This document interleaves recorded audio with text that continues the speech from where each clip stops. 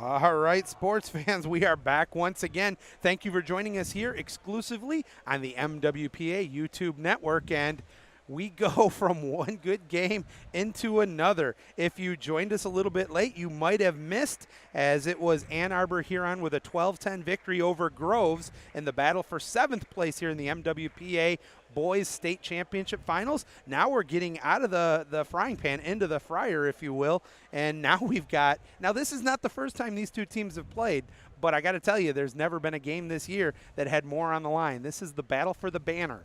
5th place is the last place that technically wins a banner if your school chooses to do so, and that will be the Wildcats of Jenison High School and the Buccaneers of Grand Haven. And while I didn't have a chance, I've seen Jenison several times this year, I've not seen them lately, Zach, play, at least in this tournament this weekend. You had an opportunity to watch them last night. What did you see out of the Wildcats? Yeah, Harrison and I yesterday at Saline, I was really, Harrison and I both, really impressed with Jenison. They came in with a fantastic game plan against Pioneer. Major credit to Coach of the Year, Jason Swedick.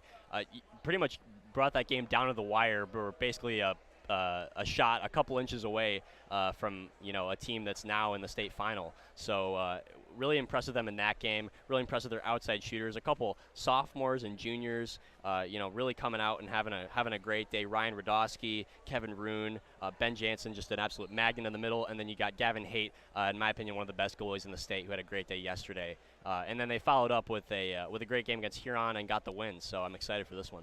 Well, I tell you what, you ended with Gavin Haight, who I couldn't agree with you more, is just an exceptional player, great goalie, and might I add, just a junior.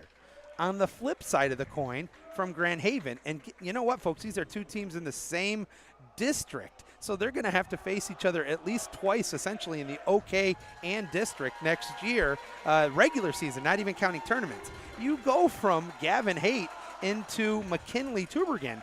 And Tubergen, I thought yesterday, even though the Grand Haven was 1-1 here yesterday, he was standing on his head. He was tracking the ball as well as I've ever seen him do it and playing as well as he was. In fact, in the two games, you could pretty much say, while there's a host of players that on Grand Haven that are scoring threats and that are super fast swimmers, his play really set the tone, because they knew if they got out of position or they were cheating on offense, he would bail them out, and he did that so many times. So really, truthfully, this has all the makings to be nothing short of a remarkable game, and I'm super excited to call this one. And when your goalie's getting defensive stops like that, it only creates more offense. I mean, the goalie stops the ball, maybe you get up on the counter, there's slightly an advantage. Maybe not a 1-on-nobody, but a 4-on-3, a 5-on-4. I'm really interested to see how this one starts off. Yeah, this is, and here you go.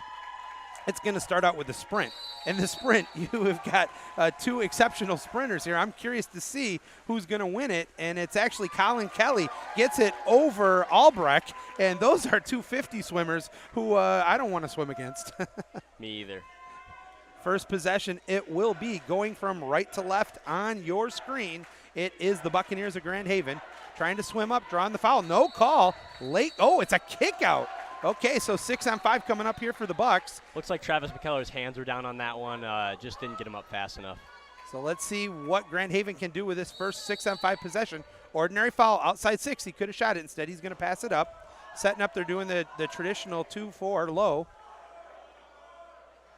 Another ordinary foul. About 7 seconds left on the man advantage. Cycling it around, wants to shoot. Instead, gets it back down low. Now we're back to even strength here as the penalty's over. Gets the long stretch pass across the pool. Takes the shot. Was it deflected? Oh, I thought the goalie tipped that one, but the officials didn't agree, and it's going to be possession to the Wildcats. So a nice kill there for Jenison. Sam Albright with a really nice defensive pressure down there on the post, really protecting Gavin Haight. And I thought getting the stop, but I'm not sure about that one. All right, so here we go. Now let's see what Jenison can do in their first possession as they're looking for a driver. Had one coming in. The pass was a little off the mark. Nice job there by Grand Haven. Jenison, though, fires away to safe water. 5 seconds on the shot clock, 5:50 in the game clock. No score here. Ordinary foul outside 6. He can shoot it, and I'm not sure what that was. Maybe a dump, kind of. Nonetheless, it's going to be possession back to Grand Haven. Yeah, he had Dykstra open in the middle there. I'd like to see kind of a drop in for a last shot from center, but given to the goalie on that one. Yeah, I think, Zach, you and I are going to definitely agree. I hate dumps. It has to be when you're trying to kill the clock or certain situations, but for the most part, fire a shot on the goalie. It depends, though. Like when you're playing a team with really good goalies like this, I take Pioneer as an example. Matt Ruel just absolutely can fire the ball up the pool. So honestly, sometimes you don't want to give it to the goalie and give him an opportunity for the counter. Another great save there. Back they come the other way. Fires it into open water there, and it's McKellar. McKellar has a driver coming in. Look at this. He swims inside 5, 4, 3, 2, 1, and he puts the biscuit in the basket. Kevin Roon is going to give his squad a 1-zip lead. What a fired pass there into safe water. Great pass, and I love that Kevin Room shot that mid-stroke. He was still moving forward. That's just a really hard shot to block and puts it in the upper corner to go up 1-0. 5:16 to go in the first quarter. 1-zip, Jenison on top. Let's see how Grand Haven reacts to the first time in this game, trailing in the battle for 5th place. Kevin Roon with a great day yesterday, too. A couple goals, some great defensive stops, just an all-around really solid player who's a junior, too. A bad decision, a bad pass into non-safe water. That's going to be an ordinary foul on Grand Haven. Possession goes back to Jenison, and they dump it back so they can set up. Both teams swimming up the pool. Gets it up to Radowski, who's now looking over. Ryan getting more playing time. He didn't actually make the original roster here. Tries to fire it up. A great defensive play there by Grand Haven. Crashed down on the whole set, and it's going to be possession back to the Bucks. Grand Haven going with the weak side drop. That was really effective on that possession. They're trying to make sure Ben Jansen doesn't get a lot of good looks from the middle because he is just a magnet. Setting up right now is Grand Haven back up to the point.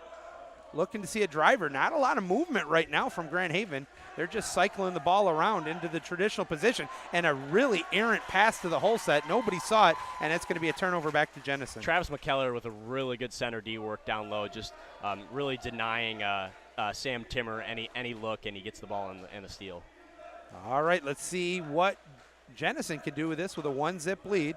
Fires it over left side flat, looking, swims up. They're letting him swim up. Skip shot, but another nice save there by Trubergen, and possession will go back to Grand Haven. It looks like Grand Haven, is trying to funnel shots from the top to their goalie Trubergen. Like you said, he had a great day yesterday, so I think they're going to rely on him for some stops.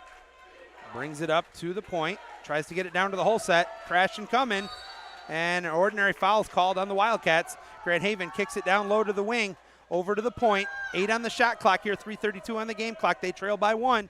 Looking from the outside, thinks about it, gets it back to the hole, fires it, but there were just too many white caps there, and it's going to be corralled by the Wildcats. Back they come. I think Grand Haven needs to move the ball a little bit more around the perimeter to get a better look. There was a lot of holding on that possession. I think they're just trying to figure out the Jenison defense right now. Or at least try someone driving in. We haven't seen a driver in 2 possessions yet here.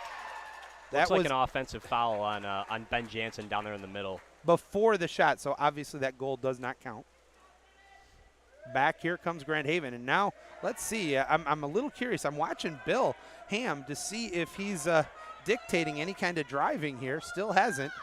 Nice turn attempt, but good defense. 50-50 ball under. Possession goes back to the Wildcats. Grand Haven's pretty bunched up, too. This is a big pool, and I think they need to spread out a little bit. I think that would really help with their offense. Yeah, I think that's something that you see way too often is where if you can let one person defend 2 people, you're too close.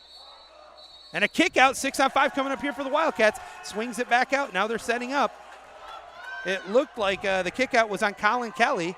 A bad pass. That's going to help the Bucks slightly here as Jenison has to pick it up and bring it back up.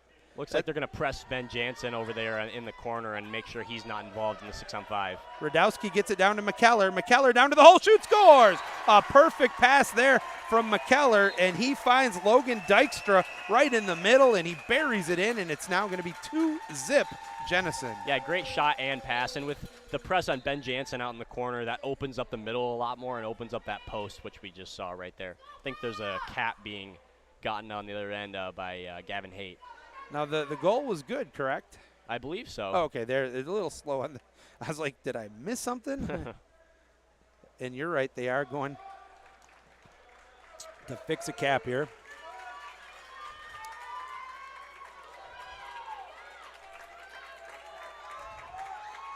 Grand Haven traditionally likes to get the ball into the middle, and I think Jennison's doing a good job preventing that. But like you said, I think some movement on the outside would really help their offense. That may be something that happens at the beginning of the second quarter after Bill Ham can talk to his squad and kind of make some adjustments.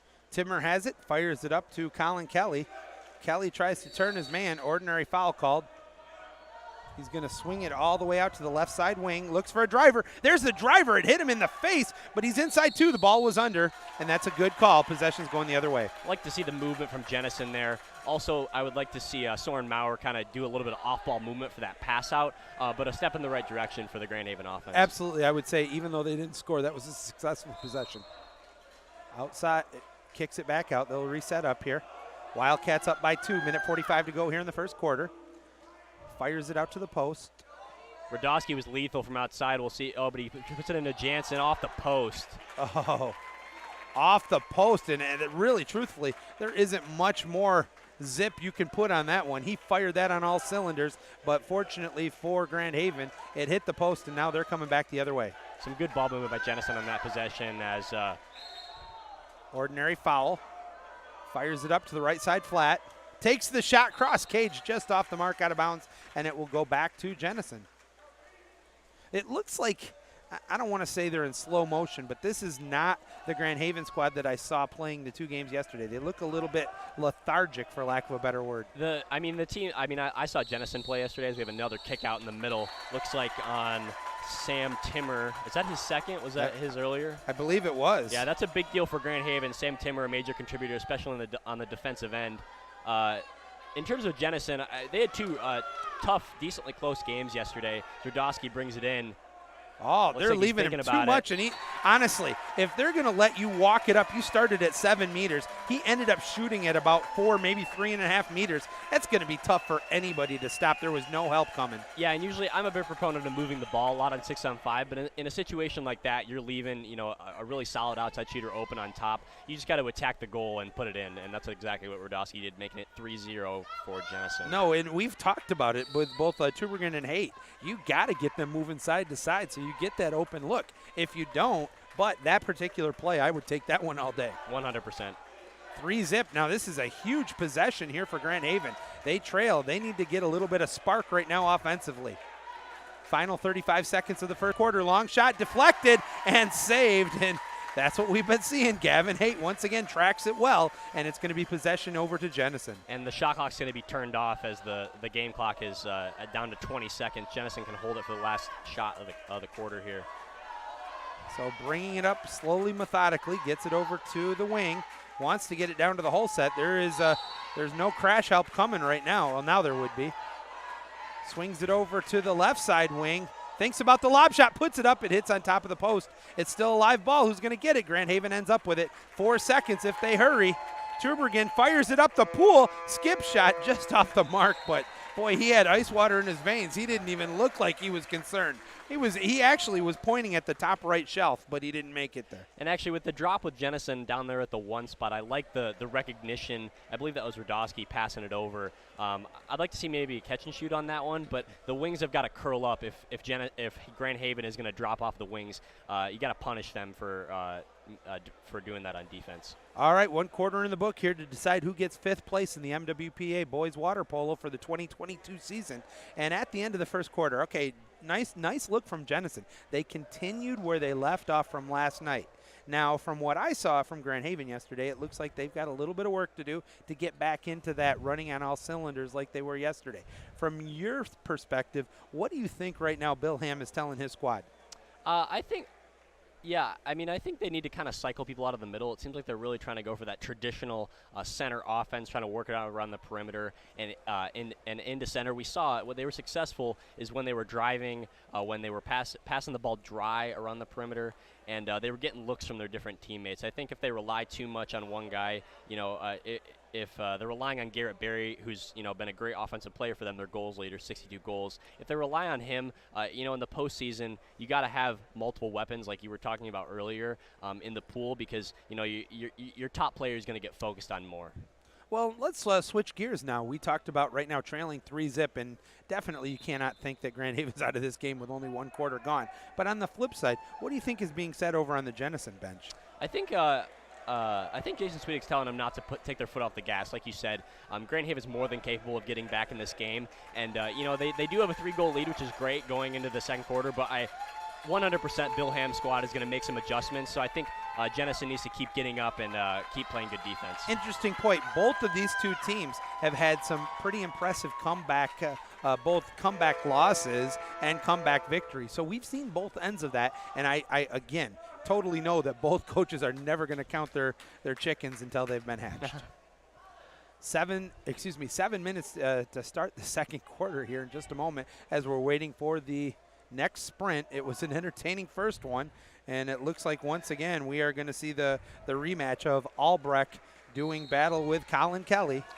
Grand Haven a little bit of an older team too, maybe a little bit more experienced. Jenison's a bit of a younger squad, a lot of sophomores and juniors. I'm thinking we're going to see them here next year too. And it was actually Travis McKellar who ran that sprint for Jenison, but it was Grand Haven winning the sprint once again.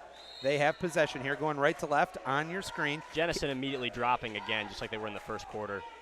Let's see what they can do with it here. Down to 20 on the shot clock.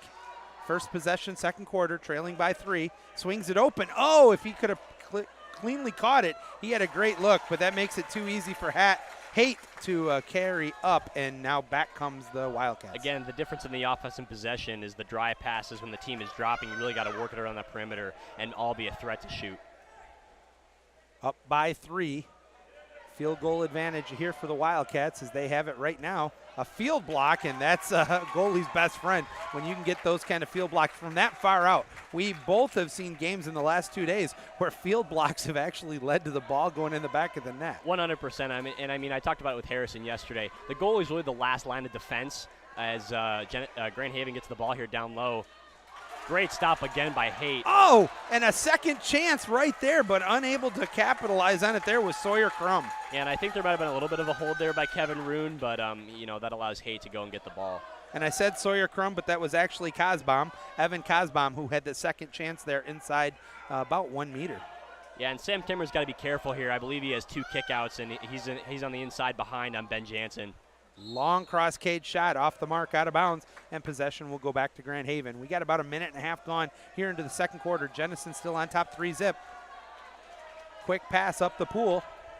The Buccaneers trying to set up. They get it down to the hole, and there's the kick out. I thought that was coming. That's going to be on, I believe, Kevin Roon, his first.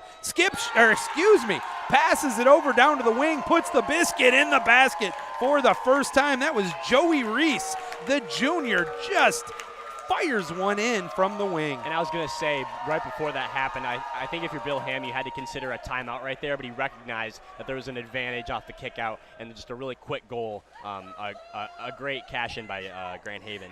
It is so funny. Between last week's state tournament for the women and maybe 1 or 2 decisions by certain coaches to do or don't use timeouts, timeouts are right up there with, is a timeout a 5 meter? We have seen so much bang calls on that kind of stuff. Especially with who has possession exactly. That's a big issue in the NBPA right now. A great save there by Trubergen on a big, I think that was, who shot that one? Was it maybe Dykstra who took that last fire? I'm seeing a little bit more urgency from the Grand Haven offense, a little bit more speed in transition, which I like. I think that's going to help them.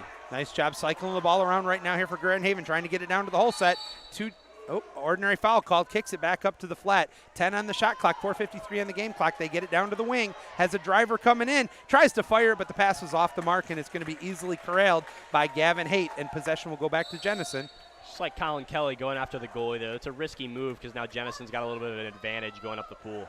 The only break is the fact that Colin Kelly is remarkably fast. Oh yeah, and he's one of the best perimeter defenders on Grand Haven too. I believe he's the steals leader and the assist leader. It's like and a 5 meter. The mistake that happened there is really Trubergen's got to come out and get that one when it's slightly ahead. He had enough. I know it's a feast or famine decision on his part, but I would have liked him to go grab the ball there. Looks like that's going to be on Xander White as Ben Jansen's going to take this 5 meter. Had some great outside shots yesterday from almost 8-9 meters. A couple skip shots really just caught the goalie off guard. Excited for Ben Jansen to get going in this game here. 3-1, Jenison on top when this 5 meters coming. Mark this one. This is going to make it back to a 3-goal advantage or a lot of momentum for Grand Haven.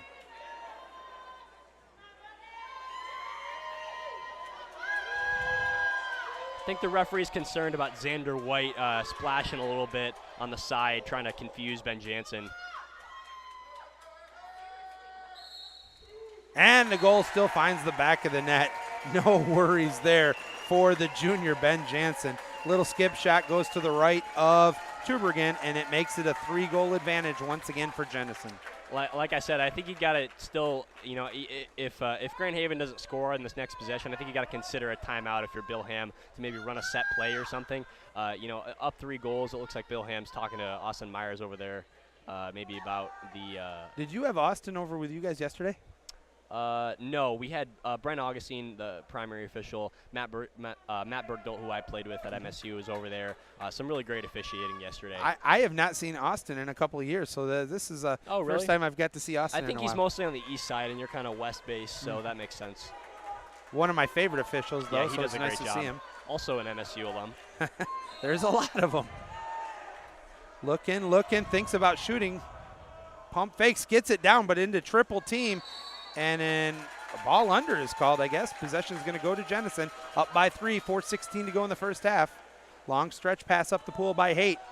Finds it on the mark, gets it to Radowski. Radowski. Albrecht is had a little bit of an advantage on the drive, but just a short window of opportunity there. Now they're going to cycle it back out to the right side flat, Looks trying like to get the McKellar turn. wants it. And there's the ball under back the other way.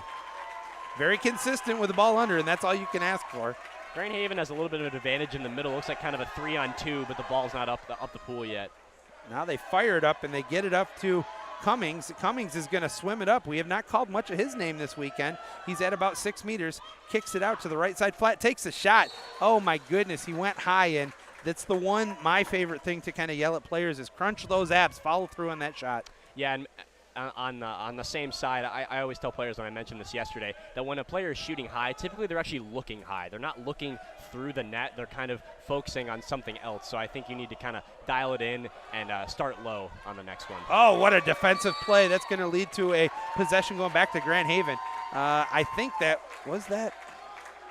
I'm not sure. That might have been Chase Lehman who got the steal there for Grand Haven with a quasi-field block. He's going to get it back but doesn't see it, and now Jenison's going to turn it right back over.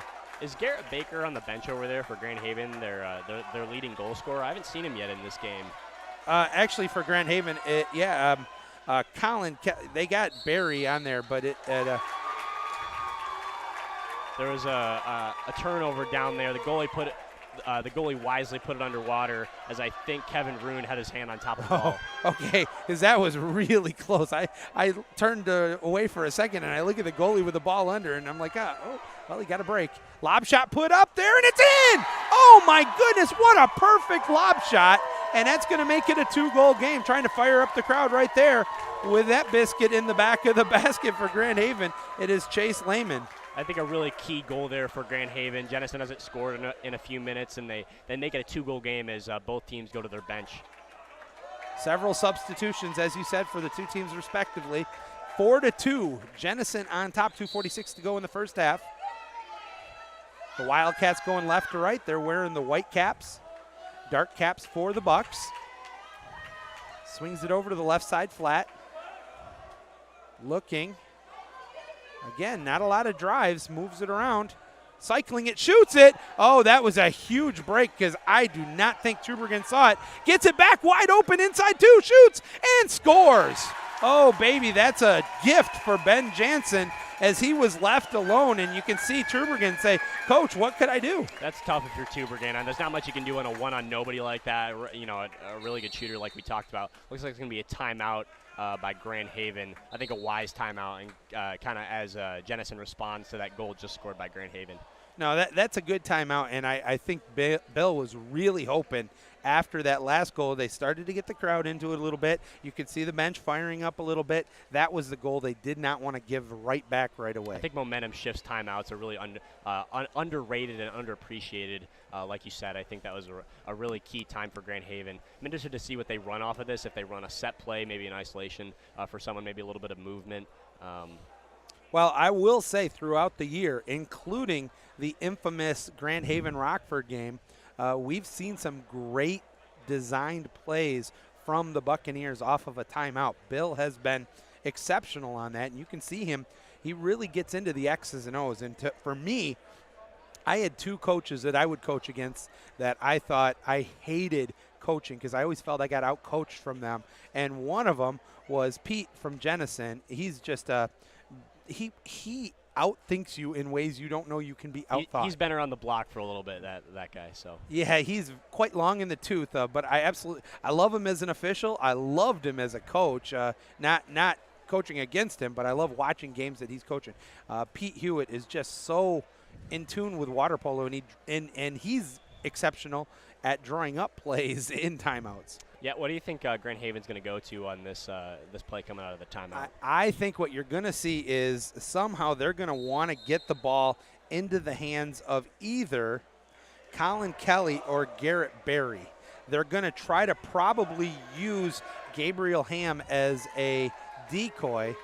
They might have him driving and then actually have a step out. It depends on who's going to start with the ball, and usually it's Kelly, but I want to – well, obviously it's going to be Tubergen to begin with. I don't think Garrett Berry is currently in the pool.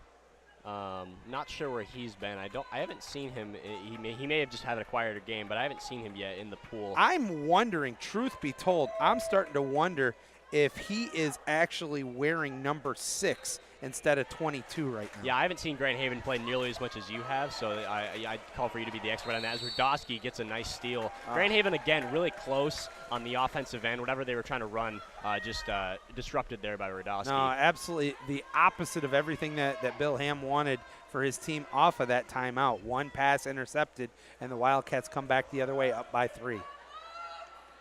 Swings it over, and you got an offensive foul called on Jenison. Break for Grand Haven. Looks like Travis McKellar in the middle there. That was on maybe a little bit of a push off. Tubergen gets it up to Colin Kelly. Kelly being guarded tightly by McKellar. And Sam Timmer's got space in the middle, but there's a drop off of the wing. Skip shot, deflected and saved. What another great save by Gavin Haight. That was a great save by Haight. I really like that shot actually by Soren Maurer. I might have gone cross-cage on that one, but especially with, I believe that was Rudowski dropping off on the wing. I think you got to punish that if you're in the one spot as a righty. Tries to get the ball up. Ordinary foul, kicks it back out. Back down to the whole set, one-on-one here against Colin Kelly. Takes a shot. What do we got? No, a push off before. That is the third disallowed goal on Jenison on an offensive foul. And I think Jason Swedick there wanted the kick out on the first move from McKellar, but the officials were letting him play a little bit and was able to get a shot off, but the other arm coming out. Ball under. Saw that one coming as there's just 3 white hats. No, it was an ordinary foul. I apologize, folks. Gets the shot, and it's a 2-meter. I was truly fooled. I thought I saw Austin pushing down for the ball under offensive foul. And it looks like Jenison's trying to force the shot from the weak side. Grand Haven had that lob over there that was really nice, but it doesn't look like Grand Haven has a really strong lefty on that side. It looks like there's a lot of movement on this play right here. Gets it up to the right side flat. Another ordinary foul. Swings it all the way down to the wing. Good possession. Ordinary. And Grand Haven still has 20 seconds to work with on this. I think they need to take their time. And he gets a fluke.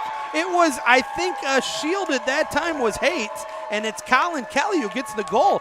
But there was action in front of Haight that I think caused him to not be able to track that properly. Yeah, a lot of movement on that possession for Grand Haven like we were talking about. I think that was really key. And even though it was a little bit of a fluke goal, still a good shot by Kelly and aided by the movement in the middle of the pool.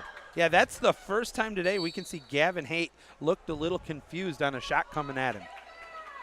I saw him replay that in his head as the ball went back out to the middle. I think he won't miss that next one.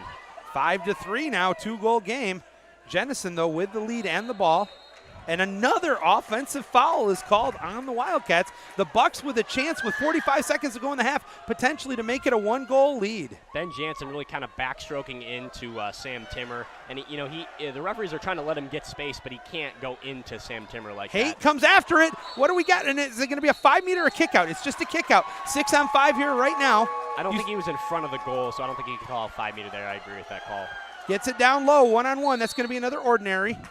24 seconds. There's about a 1-second differential between the shot clock and the game clock. Grand Haven kind of setting up their 6-on-5 here now. Down to 7 seconds left in this man advantage, though. Fires it over down to the wing, low side. Wants to shoot it, gets it low, open shoot, scores! Oh, baby, finding the back of the net. That was Ham with the assist going to Chase Lehman, and it's a one-goal game with 12 seconds to go in the half. I love that decision by Chase Lehman. I mean, I think Sam Albright on the defensive end was on that post, and he didn't have his arm up, so a lot of shooters would think, all right, it's my time to shoot, but instead he gets the easy goal for the dunk. Huge final 10 seconds here. The Buccaneers can ill afford to allow a goal back in here. Long shot saved nicely there by Tubergen, and that's going to do it for the half. So what was a predominantly one-sided Jenison lead for most of the first half ends with the momentum now squarely on the shoulders of Grand Haven. 5-4, Jenison on top. We're going to have about a 4.5-minute break. We'll step out for a few minutes. We'll be back with the preview of the second half. Keep it here on the MWPA YouTube network.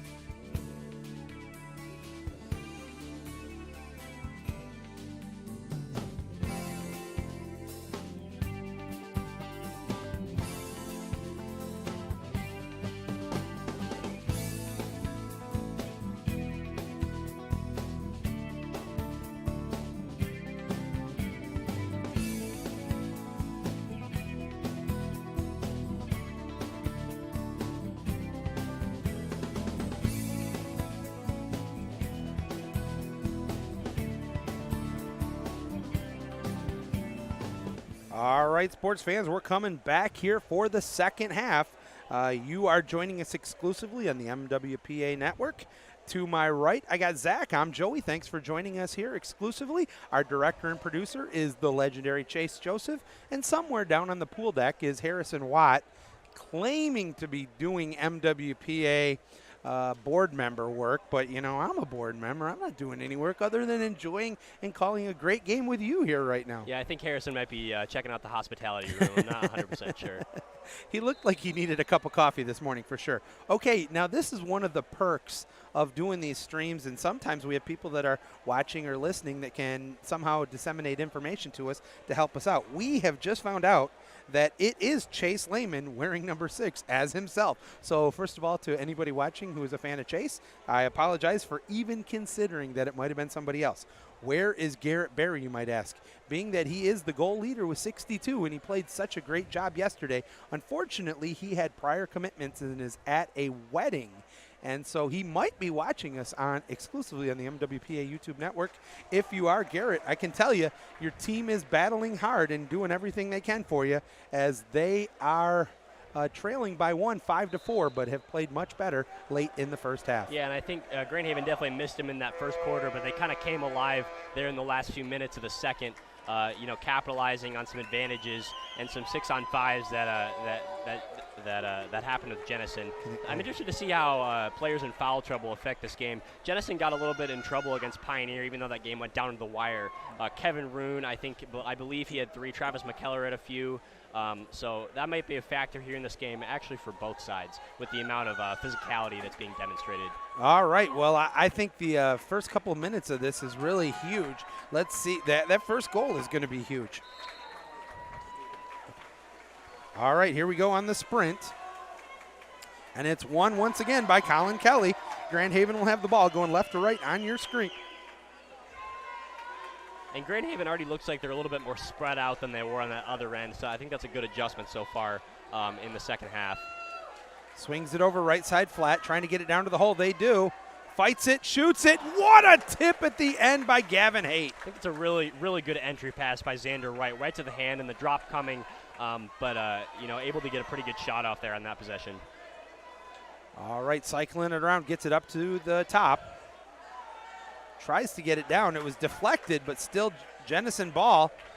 10 on the shot clock. Fires one. Oh, off the hands of Tubergen. He thought he kept it in front of him, but it angled just inside the post into the back of the net, and it's a 2-goal lead for the Wildcats. Looks like Tubergen's body wasn't completely squared off to the shooter, and that allowed, when his hands were in front of him, that kind of allowed, that's exactly what Bill Ham's telling him right now, that allowed the ball to kind of just sneak in, unfortunately, for the Buccaneers. And that's one of those things. That's a coachable moment for one, but truthfully, he almost had everything right. He was just slightly off with his body positioning. All right, trying to get it inside. Ordinary foul called. Kicks it back out, wide open at the flat. Tries to shoot it, but nicely defended there by Jennison. And then what do we got? And they're going to call the foul on Grand Haven, so possession will still stay with the Jennison. That's nicely defended by Jennison. They just have to be aware of not letting that cross-cage pass happen for the outside shot that Jennison's really effective at. Ordinary foul once again called on the Bucks. 23 on the shot clock, straight up 6 minutes here in the third. 6-4, Jennison with the lead, has the ball. All the way back out to the top it comes. That's McKellar. McKellar at the point, tries to get it down to the hole set. Gets past, what do we got? Kick out, 6-on-5 for the Wildcats. I really like the patience there by McKellar, waiting for the pass and then getting the kick out. That is going to be on Joey Reese. Skip shot on top, and somehow, oh, that is one that actually fooled Tubergen, but he got lucky. He got a lot of love from the top crossbar. Yeah, usually I'm not a big proponent of skip shots on 6-on-5 just because of the number of shot blockers, but there was so much space in front of the goal there by, I believe that was Kevin Roon. A really good shot, just doesn't go in this time.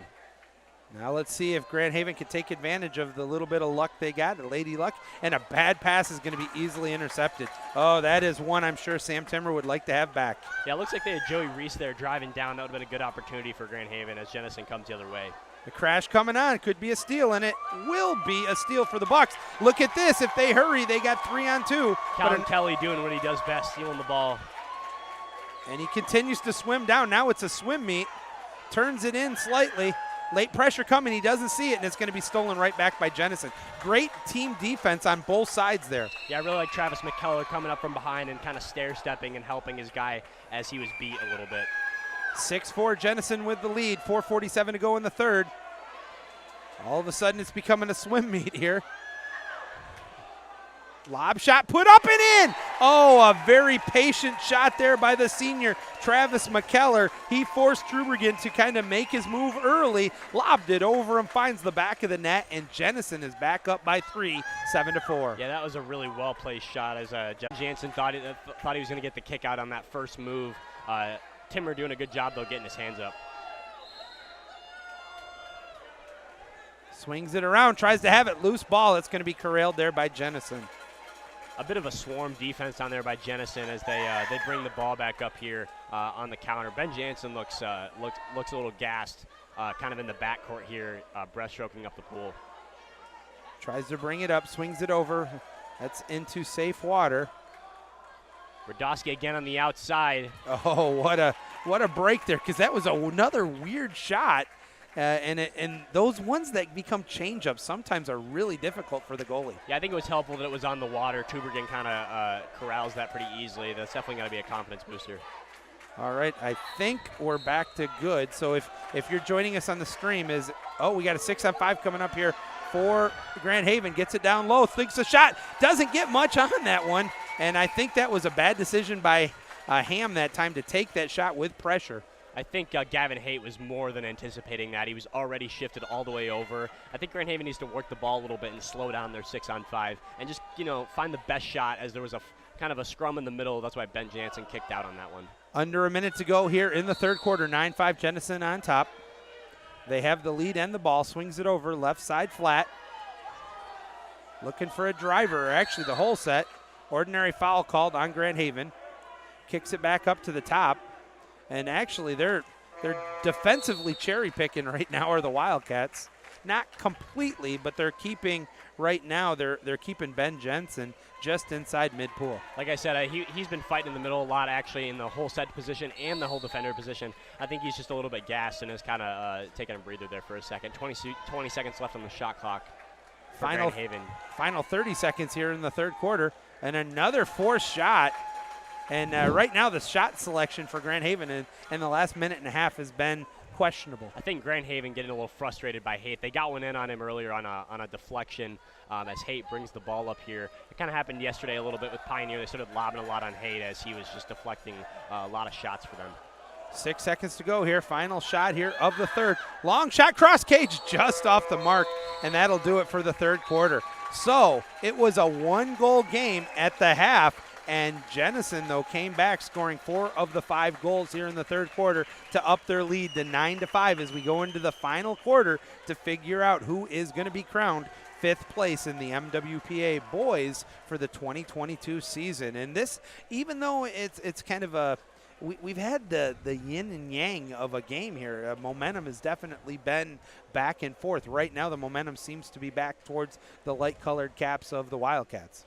Yeah, and I think something to point out here, Joey, is that there's actually 7 timeouts remaining, 3 for Grand Haven, 4 for Jennison in this fourth quarter. So, I think both coaches have some great opportunities to kind of slow down, run some set plays, and make sure that they're protecting their goalies. Now, we were a little bit behind schedule starting of this game. The next game is scheduled to start at 12:30. That is a game we're looking forward to. That is going to be Rockford and Skyline, 2 very, very good teams that are both very disappointed that they're not playing in the championship game. They're still going to be duking it out for 3rd and 4th place, respectively. Yeah, and I think both teams, Skyline and Rockford, just have weapons everywhere. They got some outside shooters. They got some good center play in Wagon and Staunton, Jack Staunton. I'm interested to see kind of how that game goes and the coaching adjustments that are made mid-game.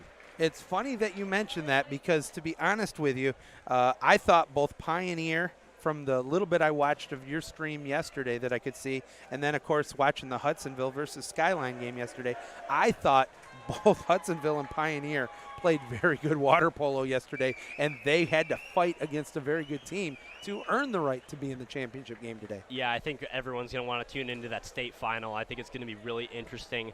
2 teams with a lot of speed, a lot of really good outside shooters. I was talking to Harrison about it's really hard to get the ball into the middle of the pool, as we've seen in this game in the postseason, just because of all the defenders. People kind of tighten it up a little bit in the playoffs. So I think we're going to see outside shooting become really key here, as some of the best shooters in the state are going to be in these final 2 games. Absolutely. 9-5, though, is our score right now as we get ready to start the 4th stanza.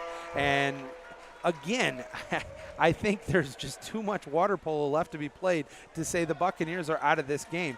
But I would definitely, if I'm a fan of Jennison, be grateful right now that we have that 4-goal advantage going into the 4th. Yeah, Jennison can't get complacent here. If I'm Jason Swedick in the quarter break, he's actually got his shoes on now. He had his shoes off earlier, and he's pretty consistently coaches with his shoes off, which is an interesting decision. But right now, the sprint about to start here in the fourth as the officials set up.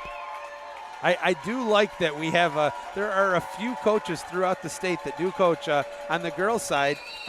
You see that occasionally. Oh, actually, Hudsonville will also get that one out of Josh Arendt. Will also occasionally go barefoot on the stream. Interesting. Has absolutely nothing to do with the outcome of the game, as it is the Bucks winning the sprint. I'm interested to see if Grand Haven goes to a set play here off of this sprint. Except, oh, quick shot, shoot, scores. Number 17 finds the back of the net, Evan Kosbaum, and that was pretty close to a set play as that pass came in from Sawyer Crum. He was open, he took it, took advantage of it quickly. That's a fantastic pass by Sawyer Crum. I mean, and the turn inside to kind of like face toward the goal, even with the crash coming, he cashes it in on the left corner. All right, back to live action, 9-6. Jenison lead is 3. They have the ball. Only about 20 seconds gone here into the fourth quarter. A little uneven. Jenison kind of loading that right side right now, trying to get an isolation, I think, for Ben Jansen in the middle. Swings it all the way over to the left side wing. Lob shot put up this time. A little bit too high. That's going to end up somewhere around Canada. Possession is going to end up back into the Bucks. And I think Tubergen is ready for that one. I think in the quarter break he kind of locked it in and is going to do better blocking these lobs in this quarter. Nice job cycling around by Grand Haven. Ordinary foul. That was a little bit of a bailout there. Swings it over. Skip shot, put up, scores! Oh, they caught him off guard there. Haight thought he had the block, and he did, but it went over his shoulders, and it was the same situation that we saw with Tubergen in the last period. He slightly turned his shoulders, and that allowed just enough of a window, and now it's a 2-goal game. And the difference right now is Grand Haven's passing. Their perimeter passing has been absolutely fantastic, going in the middle and then back out right to the hand. It's really hard for the defense to adjust and for Haight to get all the way over on that one. What I like about what we're seeing so far here is they're leaving it all in the pool. Long, hard shot, little bit over the net once again. Possession's going to go back to Grand Haven with a chance to potentially make it a 1-goal game. Oh, and the long pass corralled by Haight. Well, and what you're going to say about them leaving in the pool, I mean, some of these guys, some of these seniors, this is going to be their last high school water polo game they played. So to me, you really got to leave it all out there and do the best that you can, trying to fight for this 5th place. Long shot, what a save! That might be the best save of the game so far for Tubergen. That's going to be a 2-meter, though. Possession will stay with the Wildcats. Such a hard shot by Ben Jansen. In a good spot for Tubergen to block it. But just, we've seen a lot of deflection shot goals in this game off of the goalie, but that's not going to be one of them. All right, so he brings it back out to 2-meter. Forces the pass up to the right side flat. I like the double drives by Jenison. Looks like a couple switches down there in the middle, trying to get something created here. Oh, but another good read by Tubergen. I do like that, too. You're causing more potentially, to use another sports metaphor, a pick, if you will. Mm-hmm. I think Radowski realized that he should have passed it into the middle, too, after he shot that, a little frustrated with himself. They missed Sawyer Crum driving in by his lonesome. Ordinary foul is going to have to force it around. And a bad pass. They'll be lucky if Grand Haven keeps it. Under 10 on the shot clock. What do we got? Ordinary foul. 8 on the shot clock. Gets it down low. Down to the wing, tries to turn. Good defense. Ordinary foul once again. Now it's inside red. 5 seconds. Fires it out to the whole set.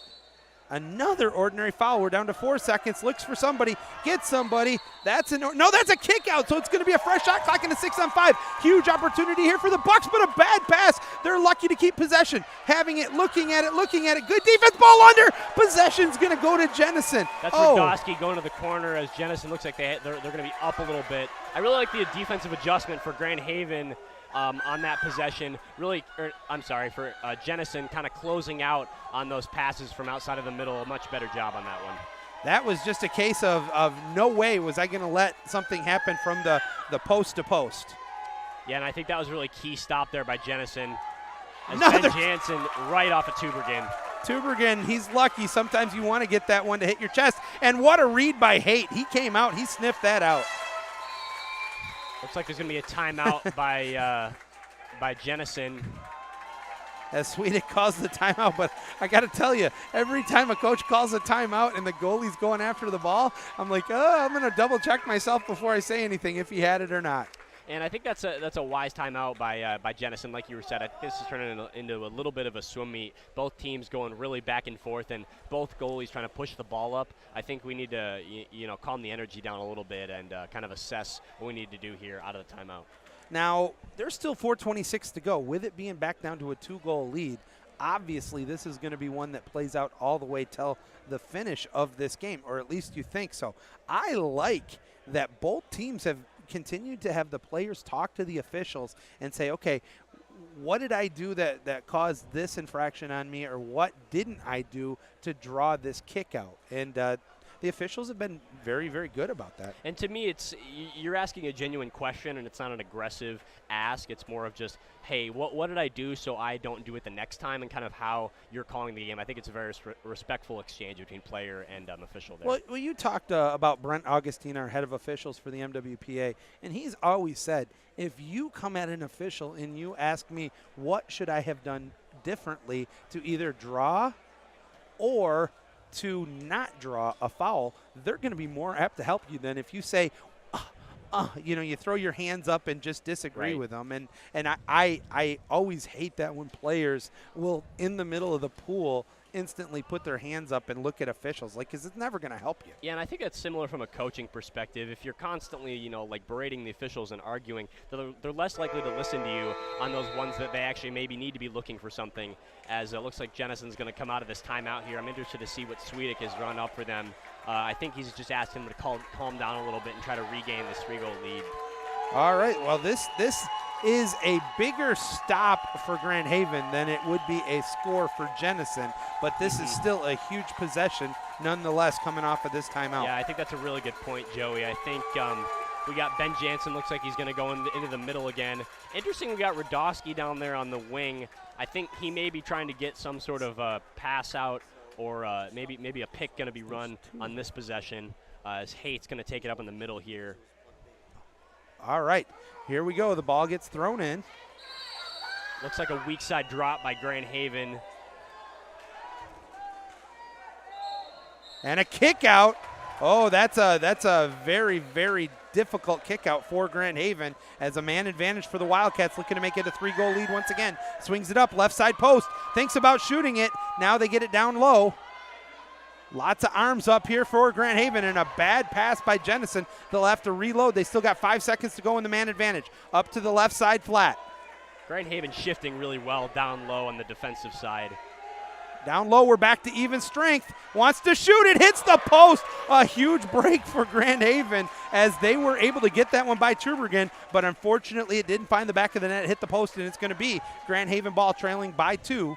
3:43. Yeah, and Jennison didn't find a shot immediately, so they were working the ball around, but the Grand Haven defense, just too many arms up in the cage that time, even though it went off the crossbar. Buccaneers with a driver from the wing at about 3 meters. He's going to have to come back outside of 2. I think you got to look for a cross-pull pass here to Timmer, or you're going to go to Colin Kelly there. Yep. Long shot, field blocked, out of bounds. Nicely done there. Who got that field block? Sam Albright, I believe, number 10 on Jennison. Albrecht with it. That's unofficially his 3rd field block of the game. Those are just huge. And Ben Jansen in the middle, already being double-teamed as Logan Dykstra takes it up. A nice save there, and somehow kept it from a 2-meter by Tubergen. Again, we're seeing literally 2 heavyweight champions just going toe-to-toe against each other, punch to punch. A good block by Tubergen. I think Jennison needs to get their shots up a little bit higher and try to aim for those high corners. Tubergen's had a harder time blocking those. At about 2 meters right now for Grand Haven. They're going to have to pop it, look for somebody. Swings it out, but that was a bad decision, trying to force it to Colin Kelly with 3 white caps. Looks like we have Radowski on the counter in the middle here.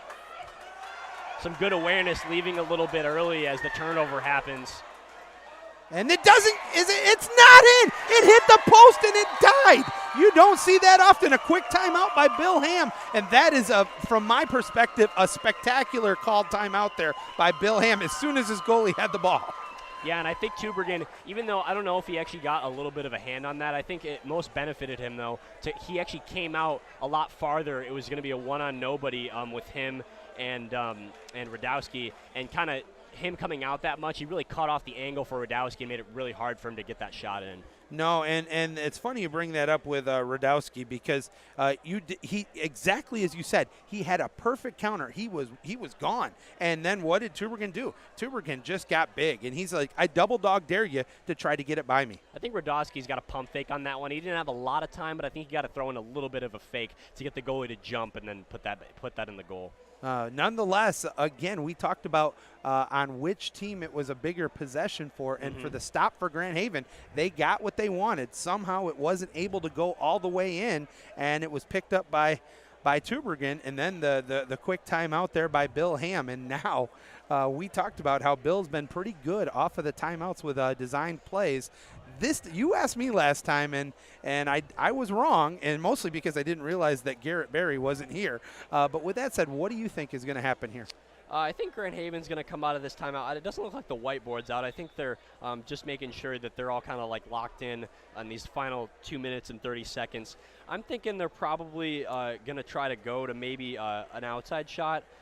They've been successful down there from the 1 spot as Jennison's been dropping off. So maybe a bit of a cross-pool pass, maybe from the 4 down to the 1. I think we might see a little bit of movement, though, in the middle. That happened earlier with Haight getting a little bit distracted there in the middle and then a shot going by him. So I'm thinking we're going to see a shot from down low, but maybe from the wing position. Well, I tell you what, this is everything you could ask for in a 5th-place game and then some. Yeah, these two teams have battled each other, so you're really not going to throw any surprises from one team to the other.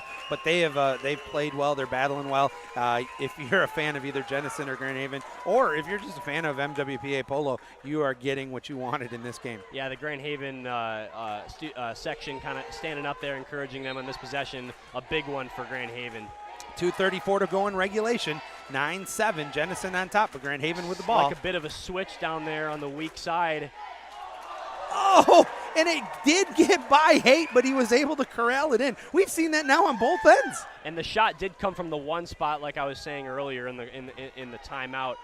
Almost successful for Grand Haven, but Haight with the stop. Ball coming up the pool right now, setting up. Fires it over, left side flat, straight up 2:05 to go in regulation. 9-7, Jennison on top. 7 seconds on the shot clock. Pressure comes late. No foul, and that's going to be a steal. A nice heads-up play because it wasn't an ordinary foul. I thought that was a great no call. I agree, and I think if you don't hear a whistle, you got to keep playing, especially in the defensive end. And Grand Haven gets a steal here with 1:45 left in the game. And a kick out, 6-on-5. Travis McKellar going completely over the top of Sam Timmer there. Really good opportunity for Grand Haven. Gets it down low, didn't see the second team coming on. Now, he fires it back out to the top. Somebody's cherry picking right now, so it's actually 6-on-4, and they're finally going to get somebody back up. Tries to get it over, loses the handle. Oh my goodness, 3 seconds remaining in the man advantage here for the Bucks. Minute 25 in the game. Long stretch pass over, and it's off the money, and we're back to even strength. 1:20 to go in regulation. 4 seconds on the shot clock. 3 seconds. He's going to have to force one. Kicks it over, and then he can't get the shot off. Oh my goodness, it's a case of trying to get too perfect. Yeah, and Xander White was calling for the ball there down on the post. I thought they should have gone there a little bit earlier. Jennison didn't cover them completely as we have a minute left, getting down to a 2-possession game here. 5 timeouts still remaining, 2 for Grand Haven and 3 for Jennison. I'll be interested to see. Looks like Jennison's spreading the pool a little bit. They're forcing the Grand Haven swimmers to go after him. And I like the no timeout by Jason Swedick, not letting Grand Haven make a game plan for how they're going to defend them. And I would call the timeout actually right there with 1 second or 2 seconds to go, and then dump it where you get it at mid-pool. Yeah, I agree, Joey. I think as Bill Ham takes his timeout here, not successful there on that 6-on-5. Really got to get a goal here on this next possession. And here's one that I preach all the time. I'd love to hear your feedback on this one. There's 40 seconds to go in the game, a 30-second shot clock. The truth of the matter is you have got to find a way to score in the first 5 or 6 seconds off of this timeout. The quicker you can try to get a good shot in, the more likelihood you have of getting at least one more chance. Yeah, that's definitely true as Grand Haven gets the ball here. You don't want to force it too much, though, and give it to Haight, and then he can swim it out. Looks like the wings are going to be open again as Jennison is still dropping. If he can get a good pass, he does. And hit the post. It's a loose ball and a turnover, and that's going to probably just about do it. They're going to spread it out here. The shot clock is turned off, 9-7. Jennison with a 2-goal lead. They're going to force Grand Haven to swim after the ball. And like I said, Jennison with the drop there, allowing that pass, but a no goal there for Grand Haven. Looks like this one's about wrapped up with about 10 seconds left. Great spread play here for the Wildcats. As we're down to 7 seconds, they're not going to get the ball. That's going to do it. It is going to be the Wildcats of Jennison High School. They are going to take the 5th place for the 2022 season with an impressive and entertaining 9-7 victory over Grand Haven. Yeah, and Grand Haven, played a great game. There's a lot of momentum shifts back and forth.